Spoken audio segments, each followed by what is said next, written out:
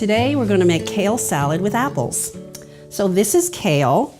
This is called curly kale, and there's different kinds. There's also Tuscan kale, or sometimes called dinosaur kale, and that has kind of a mottled surface. But kale is a hardy green, as opposed to like spinach, which is a tender green. So because it's a hardy green, it needs tenderizing. Sometimes that means cooking it a long time, but we're making a salad. So we're going to be tenderizing it with lemon juice and olive oil. You'll see that in a minute. I fold it in half, and I'm going to take the stem away from the leaf, and then I'm going to just put it on the cutting board and hold it in my little claw here. And I'm going to cut it into very, very thin strips. If I had really big strips, it would be a problem to eat. It wouldn't tenderize as well. So these very thin strips are called chiffonade, which means little rags. So we're going to take the kale, and I've already cut up a whole bunch of kale. So that's the kale part is done. Next, I've got a really great Honeycrisp apple, which happens to be my favorite eating apple and was recommended to us for this recipe. So a quick and easy way to cut the apple into little wedges is what I want to finally put into the salad. So I'm putting it flat side down. A round fruit is hard to cut, so find your flattest side. And I'm going to cut around the core. So that's one side.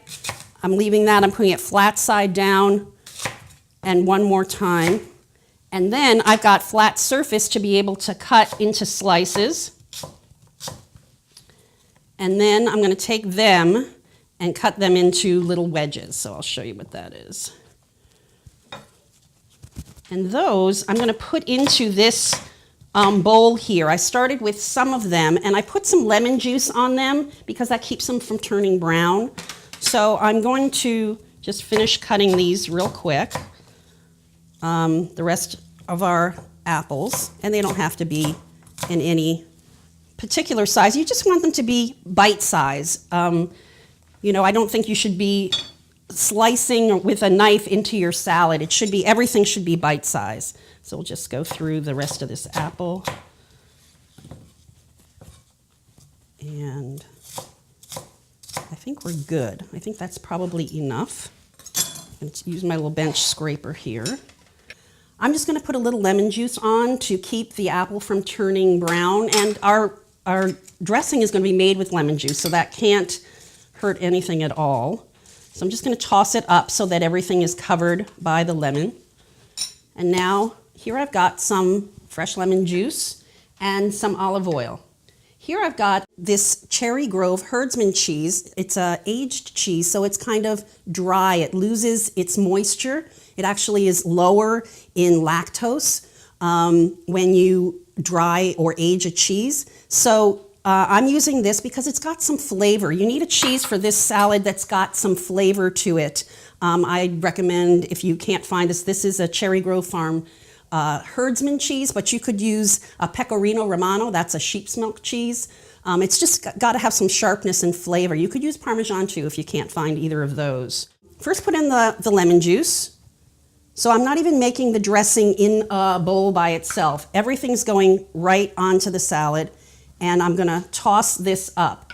So as you're tossing a salad, you'll notice that the heavy stuff falls to the bottom, whether that be the dressing or the fruit. But I really want to coat all of these leaves with this lemon juice and olive oil because that's what's going to tenderize the leaves. It's going to take about 15 minutes. So if you're making this for company, you could make it up to an hour or more in advance and just keep it in the refrigerator. So that's the first part. Now I'm going to add our add-ins, but not all of them, because I want to save some for later for the top, for the final toss, so that we have something pretty on the top, because the heavy stuff falls to the bottom. I'm using, again, Herdsman cheese, which is a dry aged cheese.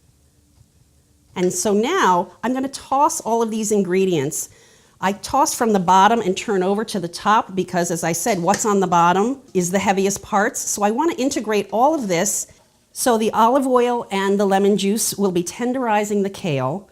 And I need to let that rest for about 15 minutes. And that's going to enable it to be nice and tender. We've let this rest. I've been tossing it every few minutes. And you can see that it's collapsed somewhat. So that means that the oil and vinegar are tenderizing the raw kale. which makes it very nice and edible. So I'm going to finish this now, putting the rest of the apples and some of the cheese to give it a little fresh boost of that. Then I'm going to just plate it onto our platter. And as I said, the heavy stuff is in the bottom, so it's going to end up on the top of your salad here, which is a good thing. I'm going to add the last few apples to the top, which, as you can see, have been sitting in that lemon juice, so they haven't turned brown, which is a good thing. And then the last flourish is our Herdsman cheese on the top, and we're ready for salad.